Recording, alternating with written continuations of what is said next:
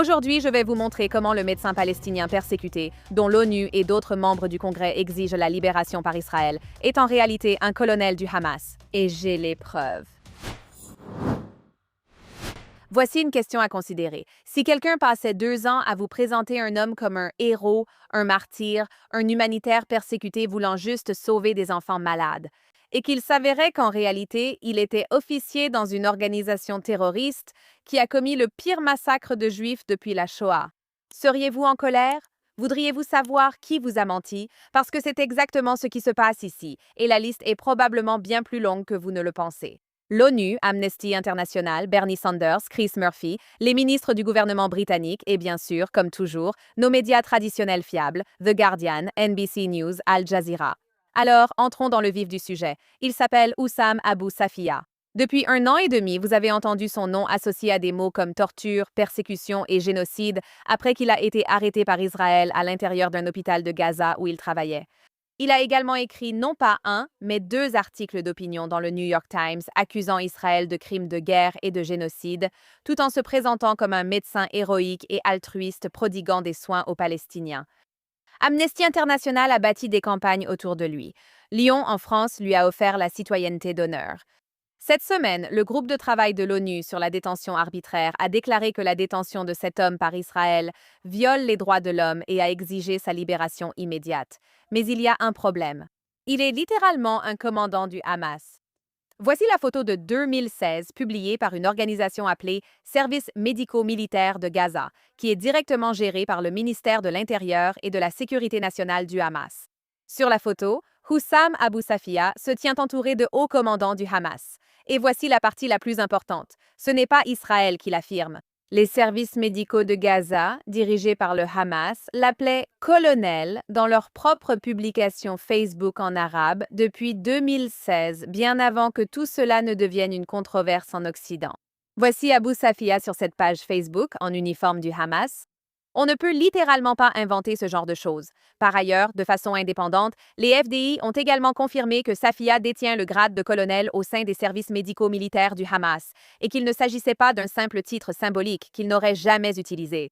Un autre directeur du même hôpital, Ahmed Khalot, qui est lui-même lieutenant-colonel au sein du Hamas, a déclaré à ses interrogateurs des FDI qu'au moins 16 membres du personnel actif de cet hôpital, médecins, infirmiers, ambulanciers, étaient des agents actifs au sein des brigades Al-Qassam du Hamas. Il a même révélé que l'hôpital avait été, à un moment donné, l'une des cachettes d'un otage israélien enlevé. Pendant ce temps, lors de la descente des FDI dans le complexe, elles ont trouvé plus de 240 agents du Hamas et du djihad islamique dans l'hôpital, dont des participants au massacre du 7 octobre. Regardez ces perles dénichées sur les réseaux sociaux d'Abu Safiya publiées par lui-même. Il a l'air d'un type sympa, non? J'imagine que si vous demandez à l'ONU ou à Amnesty International, leur réponse serait vraiment oui. Peut-être que quelqu'un devrait leur montrer cette vidéo d'un agent du Hamas capturé pendant la guerre, témoignant de l'utilisation de cet hôpital par le Hamas. Regardez. Bonjour, je m'appelle Mohamed Sayed Sherif, j'ai 21 ans, je travaille à l'hôpital Kamal Adwan, je suis agent d'entretien parmi les forces de la brigade occidentale et peut-être aussi dans la brigade de la zone. Il y en a aussi 4 autres, où sont-ils? Il est présent à l'hôpital, il travaille partout où il se trouve, où qu'il soit. Il y a là-bas des personnes ou beaucoup de personnes qui sont en contact direct et quotidien avec lui.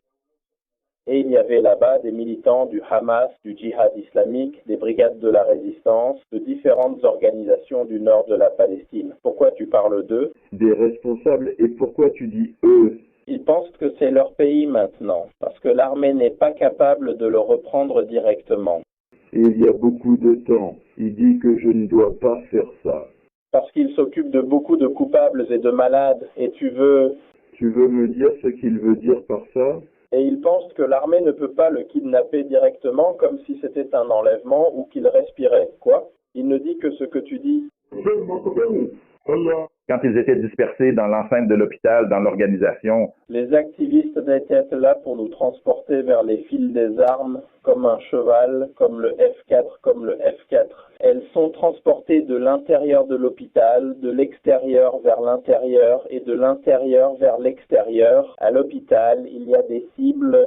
L'élément d'observation et de reconnaissance sort de l'intérieur vers l'hôpital. Dans le dernier quart de la nuit, ils viennent le matin à l'hôpital et depuis l'intérieur de l'hôpital, elles sont réparties dans les endroits situés à la frontière israélienne, les tranchées, les arbres souterrains, sous terre, à la Mecque, le commandement et le contrôle, que ce soit autour de Kamal Adwan ou à Al-Talouja, à Yara et à Saïbara, dans les endroits où l'armée est présente, tout cela est consigné. Un groupe de personnes est là parce qu'il ne... Maintenant, il s'agit d'un témoignage direct de terroristes du Hamas capturés, décrivant comment des hôpitaux comme celui-ci servaient de centre de commandement et d'abri pour l'organisation. Mais si cela ne suffit pas, voici le témoignage d'un médecin kurde qui a réellement fait du bénévolat dans ce même hôpital à Gaza, décrivant ce qu'il a personnellement vu. Regardez. Bien sûr, je vais vous expliquer brièvement comment cela fonctionnait. Comme un hôpital, par exemple, ils utilisaient certaines parties pour les besoins du Hamas. Je veux dire, la manière dont Israël a éliminé le Hamas et les autres conspirateurs. Des soldats seront tués, oui. Au fait, Il était donc à l'hôpital, monsieur Tillier? Lui et les chefs étaient-ils héroïques? oui, je l'ai vu, il a versé des larmes, la fille courait, la fille a vu la société des femmes.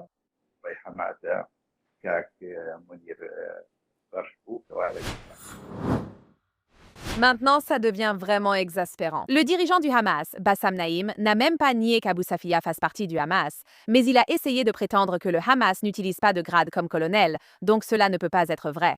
Au lieu de, je ne sais pas, réfléchir, beaucoup de médias traditionnels se sont concentrés là-dessus au lieu du fait que ce type a littéralement été photographié pendant des années en uniforme du Hamas. Par exemple, Al Jazeera du Qatar a publié un article avec un titre qui se traduit par « Assassinat d'un symbole », présentant toute l'histoire comme une campagne israélienne coordonnée pour salir une sorte de héros humanitaire.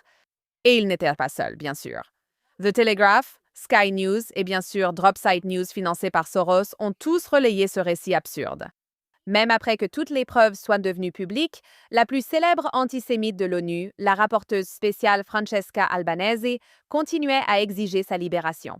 Le chef des droits de l'homme de l'ONU, Volker Turk, s'est présenté devant le Conseil de sécurité et a littéralement déclaré qu'Israël n'avait pas étayé ces allégations, alors même qu'un autre directeur d'hôpital, lors de son propre interrogatoire, avait déjà confirmé que le Hamas dirigeait cet établissement. De la même manière, The Guardian a publié un long article compatissant en citant les affirmations les plus dramatiques de ses avocats, sans jamais mentionner qu'il existe des documents le montrant en uniforme du Hamas.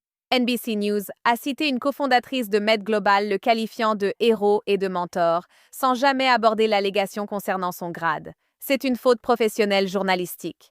Mais il n'y a pas que les médias. Parlons maintenant de ceux ici qui ont suivi cette tendance, car je veux que vous les entendiez de leur propre bouche. AOC, cette experte en géopolitique, a appelé Israël à libérer, et je cite, le docteur pédiatre Oussam Abu Safiya, qui est détenu sans inculpation depuis 18 mois et qui fait maintenant face à une menace imminente pour sa vie à cause de la torture. Fin de citation.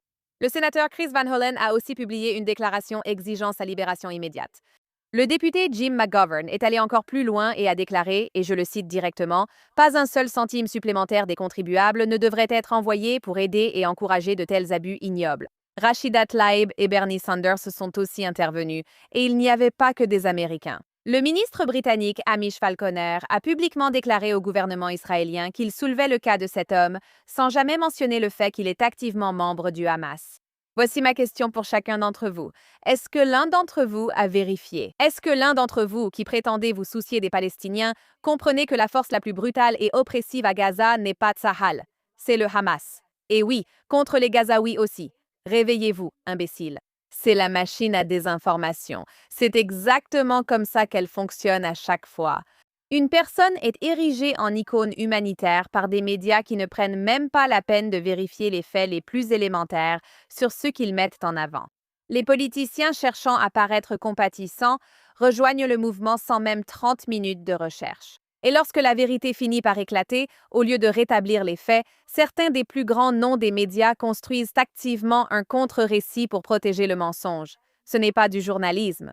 La prochaine fois que vous verrez un titre entièrement construit autour d'une figure de Gaza destinée à susciter la compassion, posez-vous une question avant de le partager. Qui est cette personne? En fait, est-ce que quelqu'un a vérifié? Parce que dans ce cas, l'information était visible au grand jour sur les réseaux sociaux de Hamas en arabe depuis 2016, et personne au New York Times, personne au Guardian, personne chez NBC, personne dans le bureau d'un sénateur américain en exercice n'a pris la peine de vérifier. Le colonel Hussam Abou Safia n'est pas un humanitaire persécuté. Il est la preuve que ce concept fonctionne. Et maintenant, vous savez exactement comment ce concept fonctionne. Passons maintenant à l'événement mondial principal. Que se passe-t-il donc avec l'Iran? Voyons ce que le président Trump vient de déclarer. Monsieur le Président, le cessez-le-feu avec l'Iran est-il terminé? Le cessez-le-feu est-il bel et bien fini? Le protocole d'accord est-il mort? Question très intéressante.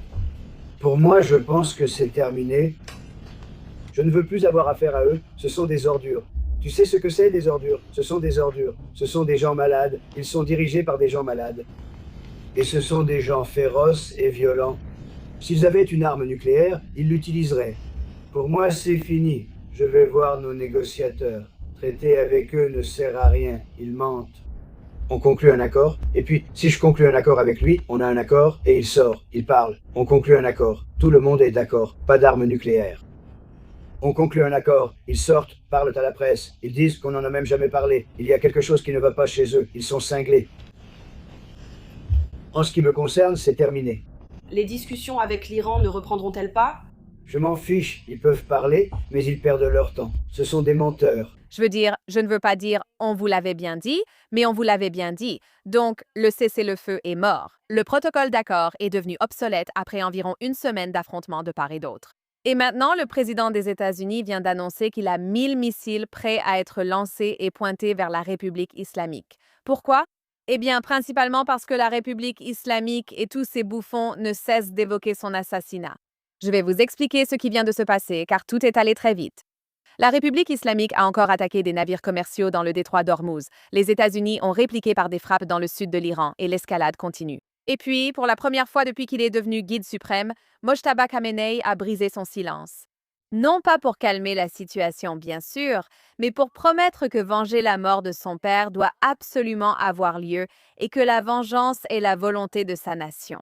Je ne sais pas vraiment de quelle nation il parle, étant donné que les gens dansaient littéralement dans les rues d'Iran lorsque Ali Khamenei a été éliminé. Mais de toute façon, Trump a immédiatement répliqué sur Truth Social en disant que si le régime tente de l'assassiner, les États-Unis anéantiront et détruiront complètement le pays. Malgré l'annonce de la fin du cessez-le-feu, il affirme que les États-Unis restent ouverts aux discussions. Quant à Téhéran, il nie avoir jamais demandé à discuter. Si vous croyez que tous ces appels à tuer le président Trump ne viennent que d'un seul Iranien furieux avec un micro, voici quelques exemples rien que pour cette semaine. À Machad, un hôtel a accroché une immense bannière sur sa propre façade où l'on pouvait lire très clairement en anglais « Nous tuerons Trump » avec le même message écrit en persan juste en dessous. Quelques jours plus tôt à Téhéran, des personnes en deuil, des partisans du régime, dont la plupart étaient forcés d'assister à cause de l'implication de leur famille avec le régime ou étaient payés, ont porté exactement la même bannière « Nous tuerons Trump » dans les rues de la capitale. Puis, l'organe de propagande d'État du régime a diffusé les images. Lors des funérailles de Khamenei à Machad, des femmes brandissaient les mêmes pancartes portant l'inscription « Tuez Trump ». Pendant que les personnes en deuil scandaient, et je traduis cela directement depuis les funérailles, « Je jure sur le sang du guide suprême, Trump, nous allons te tuer ». C'est une citation directe. Et avant tout cela, le maître de cérémonie des funérailles, Mohammad Rassouli, s'est tenu devant des centaines de milliers de personnes en deuil et a déclaré au micro que tuer Trump est notre devoir. Quelqu'un qui a tué l'imam de Mara. Qui est notre ennemi si ce n'est pas votre meurtrier? Désormais, le linceul remplace nos vêtements. Je jure sur le sang, jusqu'à ce que ton meurtre soit vengé. Ceci provenait des funérailles officielles du guide suprême du régime islamique, pas d'une publication sur les réseaux sociaux ou autre. Il a également été révélé cette semaine qu'Israël a déjoué un autre complot du CJRI visant à assassiner le président américain, après, bien sûr, des tentatives antérieures et même une tentative de tuer sa fille, Ivanka Trump. Plus tôt cette semaine, lorsque Trump était en Turquie pour le sommet de l'OTAN, un membre du Parlement iranien a même publiquement appelé à envoyer des missiles balistiques en Turquie pour le tuer. Je veux dire, ils sont absolument complètement obsédés, malgré le fait de ne pas avoir de marine ni de force aérienne pour mener de telles actions. En fait, ils sont étonnamment faibles en tant que régime, malgré le fait qu'ils projettent quelque chose de totalement opposé. Et voici ce que personne dans les médias traditionnels ne fait le lien pour vous. Ce régime est économiquement à genoux. Le rial iranien se négocie à environ 1 750 000 pour $1, ce qui est le niveau le plus faible jamais atteint dans l'histoire de la République islamique. Le FMI prévoit une inflation cette année à près de 69% et une contraction de l'économie de plus de 6%. On estime que 7 millions d'Iraniens souffrent actuellement de la faim. La viande est un produit de luxe en Iran. Parallèlement, le propre projet de budget du régime montre que les institutions militaires et sécuritaires, c'est-à-dire les gardiens de la Révolution, reçoivent une part des revenus pétroliers plusieurs fois supérieure à celle allouée au véritable gouvernement civil. Les institutions religieuses reçoivent presque la moitié du peu d'argent pétrolier réellement contrôlé par le gouvernement. Des rapports de Téhéran signalent que le gouvernement peine à payer les salaires de ses militaires. Alors que les Iraniens ordinaires ne peuvent même pas s'offrir de la viande, ce régime dépense tout l'argent qu'il possède à imprimer des banderoles appelant à la mort de Trump et à financer l'appareil sécuritaire qui le maintient au pouvoir. Ce n'est pas un gouvernement, c'est une mafia. C'est pourquoi le protocole d'accord était voué à s'effondrer. Et franchement, tant mieux, parce qu'on ne peut pas signer d'accord avec un régime qui n'a aucune légitimité et qui est guidé par l'idéologie du communisme. Cela ne vaut même pas le papier sur lequel c'est écrit. Je veux être très très clair. Ce n'est pas une histoire de modérés qui serait dépassée par des extrémistes. Il n'y a pas de modérés dans ce régime. Ce qui se passe réellement, c'est que le commandant des gardiens de la Révolution, Ahmad Vahidi, un homme recherché par Interpol depuis 2007 pour son rôle dans l'attentat de 1994 contre un centre communautaire juif en Argentine qui a tué 85 personnes, vous montre en temps réel qui détient réellement le pouvoir ici. Vahidi et les gardiens de la Révolution ont plusieurs fois insisté pour suivre cette guerre par les armes, poussant notamment la récente série d'attaques de missiles balistiques contre Israël et les tirs sur le Qatar, la Jordanie et le Koweït la semaine dernière. En réalité, peu importe qui s'assoit à la table en costume et sourit devant les caméras occidentales. Les armes sont toujours entre les mêmes mains, celles des gardiens de la Révolution. Tant que l'Occident refusera d'affronter la réalité et d'en finir avec ses voyous, cela continuera. Je dois cependant préciser, c'est vraiment regrettable qu'Israël ait eu l'occasion d'éliminer Vahidi directement. Mais l'administration Trump les a arrêtés parce que le président voulait que le régime continue, pensant à tort qu'on pouvait les convaincre de conclure un accord. On ne peut pas les raisonner. Ce régime a prouvé à maintes reprises qu'il signera un bout de papier et le violera dès qu'il décidera qu'il préfère continuer à se battre, parce que c'est pour cela que ce régime a été conçu. Chaque dollar issu de la levée des sanctions et chaque baril passant par le détroit d'Ormuz sous dérogation, révoqué cette semaine, profite à ce régime. Ces mesures n'apportent pas la paix, mais offrent au régime plus de temps pour se réarmer et plus d'argent pour financer les gardiens de la Révolution, tandis que les Iraniens ordinaires meurent de faim. Voici mon avis sur la suite. Les États-Unis devraient reprendre les frappes dans le sud et ailleurs. Ils devraient prendre temporairement le contrôle de tout ce qui est nécessaire et maintenir le détroit d'Ormuz sous pression économique et contrôle américain maximal. Bien appliquée, cette pression seule pourrait paralyser ce régime plus vite que tout missile. Mais surtout, Washington doit cesser de faire obstacle à Israël. Laisser Israël terminer l'élimination de la direction du régime. Qu'il cible les Basijis, ces hommes de main du régime qui frappent les manifestants dès que les Iraniens tentent de se soulever. Parce qu'à chaque fois que l'Amérique retient Israël pour protéger une négociation avec des gens qui n'en veulent pas, ce que nous protégeons réellement, c'est le régime lui-même, pas la paix. Le peuple iranien, privé de moyens pour se nourrir tandis que son régime profère des menaces de mort, mérite une voix pour achever ce qu'il a commencé dans les rues. Ce régime ne négocie pas de bonne foi parce qu'il ne le peut pas. Les personnes qui détiennent le véritable pouvoir ne veulent pas d'accord. Elles veulent survivre. La façon la plus rapide de finir cette guerre n'est pas un autre protocole d'accord, mais de veiller à ce que ce régime ne survive pas assez pour en signer un. Pour conclure avec le bon, la brute et le truand de cette semaine, commençons par la mauvaise nouvelle de la semaine. Une toute nouvelle enquête Pew Research publiée ce jeudi dernier devrait franchement terrifier toute personne qui se soucie de la direction que prennent réellement les États-Unis, car elle montre que le soutien au Hamas en Amérique n'est plus vraiment un phénomène marginal. Cela devient courant dans des pans entiers de la population. Le sondage a interrogé plus de 12 000 adultes américains et a révélé que 13% des Américains âgés de 18 à 29 ans ont désormais une opinion favorable du Hamas. Cela concerne environ un jeune Américain sur 8 ayant déclaré à Pew Research une opinion favorable. La même organisation qui a violé, enlevé et assassiné 1200 personnes, une organisation dont les terroristes ont utilisé la violence sexuelle comme arme de guerre, non pas comme un incident isolé, mais comme une campagne systématique de viol et de mutilation. Nous parlons d'Américains qui savent ce qui s'est passé le 7 octobre. Certains d'entre eux ont vu les images et lu les témoignages, et pourtant ils ont toujours une opinion favorable au Hamas. Mais c'est encore pire, car 44% des Américains musulmans interrogés ont déclaré avoir une opinion favorable du Hamas, soit une augmentation de 7 points par rapport à il y a seulement 2 ans, et c'est bien plus élevé que dans tout autre groupe religieux du pays. Comparez cela à 2% des Américains juifs, 4% des évangéliques blancs et 8% des catholiques. Ce même groupe d'Américains musulmans n'a une opinion favorable du peuple israélien qu'à 26% contre 83% chez les Juifs et plus de la moitié dans chaque autre groupe religieux, selon l'enquête de Pew. Comment en sommes-nous arrivés là? Cela n'est pas arrivé par hasard. On ne passe pas d'un pays où il serait impensable de soutenir un groupe utilisant le viol de masse comme tactique de guerre.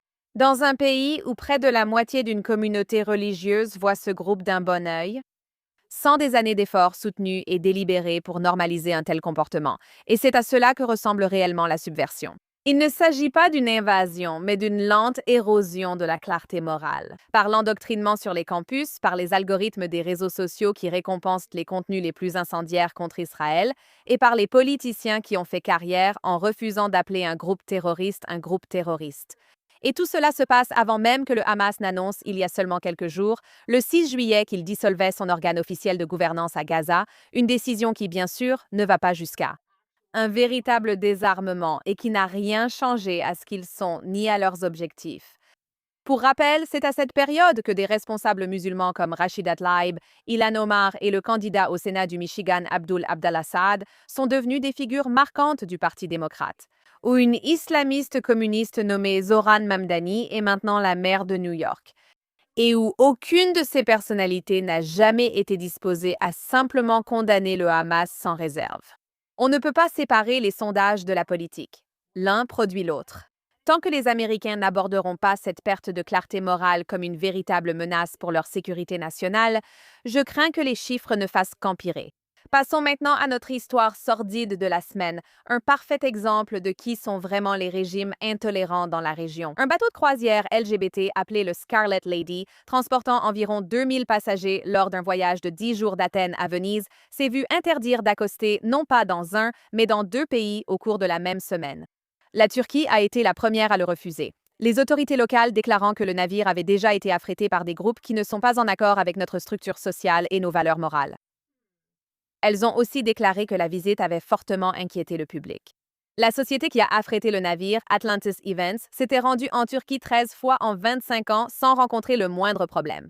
Même l'ambassade des États-Unis a tenté d'aider à faire appel, sans succès. La propre PDG de la société a déclaré que les responsables turcs lui avaient clairement dit que la raison était simplement qu'il s'agissait d'un groupe de personnes homosexuelles. Le navire a donc reprogrammé son escale à Alexandrie, en Égypte, à la place. Et en quelques jours, l'Égypte, bien sûr, a fait exactement la même chose, refusant l'entrée, cette fois-ci sans aucune explication officielle. D'après The Guardian, les passagers ont appris à l'aube par un mot sous leur porte qu'ils étaient encore refoulés. Écoutez ce qu'une participante a déclaré. D'accord, je vous informe, je suis sur la croisière gay refusée en Turquie. Mais franchement, qui ça intéresse? Pour une bonne greffe de cheveux, allez plutôt en Corée du Sud. On change de direction et part en Égypte. Incroyable amélioration, je n'y suis jamais allé. J'ai réservé pour voir les pyramides et me réveille ce matin. On nous a aussi refusé l'entrée dans les eaux égyptiennes. Ce n'est pas dit clairement que c'est parce qu'on est homosexuel, mais c'est bien la raison. Et je crois que ça me sidère parce que je suis sur ce magnifique navire, un grand merci à Virgin, une compagnie de croisière incroyable, avec 1900 hommes formidables. Je travaille pour Atlantis, la meilleure compagnie de croisière gay. Virgin et Atlantis feront tout pour qu'on passe un moment incroyable. C'est toute l'expérience gay, s'amuser malgré l'adversité. Mais c'est comme si on était trop gay pour venir dépenser plein d'argent dans votre pays. Voici la partie qui m'agace vraiment. La propriétaire d'une agence de voyage gay citée dans l'article l'attribue, je cite, à la prise de contrôle des gouvernements par des groupes de droite dans le monde. Quoi? C'est une idéologie islamiste pure et simple. Arrêtez de tourner autour du pot et dites la vérité. En Turquie, en Égypte, deux gouvernements qui n'ont rien à voir avec la politique conservatrice ou de droite occidentale et tout à voir avec des islamistes favorables au terrorisme qui décident qui a le droit d'exister. C'est la même région où l'on donne des leçons à Israël, seul pays du Moyen-Orient où les homosexuels peuvent marcher librement main dans la main, sans crainte, sur la tolérance. Peut-être que ce navire aurait dû accoster à Tel Aviv à la place. Passons à notre belle histoire de la semaine, car parfois, la meilleure façon de finir l'émission est de voir des gens s'humilier alors que la vérité est évidente. Nous parlons encore de l'Égypte. Ils ont perdu 3-2 contre l'Argentine à la Coupe du Monde la semaine dernière. Et au lieu d'accepter simplement la défaite, les médias arabes et les réseaux sociaux ont décidé que la véritable explication de la défaite de l'Égypte était bien sûr un complot juif. Puis, ils ont élaboré cette théorie en direct durant 72 heures devant tout le monde. Tout a commencé lorsque quelqu'un a modifié la page Wikipédia de l'arbitre français pour affirmer à tort qu'il était né dans une famille juive orthodoxe, avec même un détail précis sur son grand-père qui aurait fait partie de la résistance française. La modification a été supprimée faute de preuves, mais des captures d'écran circulaient déjà sur les réseaux sociaux arabes. Ensuite, une chaîne YouTube populaire a publié une vidéo littéralement intitulée « L'Égypte perd face au sionisme », affirmant que l'arbitre, la FIFA et l'Argentine sont tous secrètement israéliens. Parce que Lionel Messi a visité le mur occidental en 2013 sérieusement. Ensuite, une multitude de personnes haineuses envers les Juifs sur les réseaux sociaux ont affirmé que toute cette histoire était un complot juif, de Sneako à Bassem Youssef, l'humoriste, ainsi que leurs millions d'abonnés. Et comme si cela ne suffisait pas, un véritable membre du conseil d'administration de la Fédération égyptienne de football, un homme nommé Mustapha Abou Zahra, a publiquement suggéré que la défaite était une riposte à l'activisme pro-palestinien de l'entraîneur principal. Parce qu'après avoir terminé un match précédent en brandissant le drapeau palestinien, il a fait le tour du stade en lançant des acclamations et en expliquant aux autres à quel point il était important de soutenir la Palestine. Car il ne peut pas simplement s'agir du fait que l'Égypte ait perdu contre l'Argentine parce qu'elle était moins bonne. N'est-ce pas? Mentalité islamiste typique, blâmant tout le monde sauf eux-mêmes et allant même jusqu'à inventer des théories du complot élaborées à plusieurs niveaux pour justifier cela. Eh bien, c'est tout pour notre émission cette semaine. Si vous avez une histoire que vous pensez que nous devrions couvrir, envoyez-la moi. Suivez-moi sur X ou sur Instagram, Emily in Tel Aviv ou Emily K. Schrader. Je vous retrouve la semaine prochaine sur Axis of Truth sur GNS TV.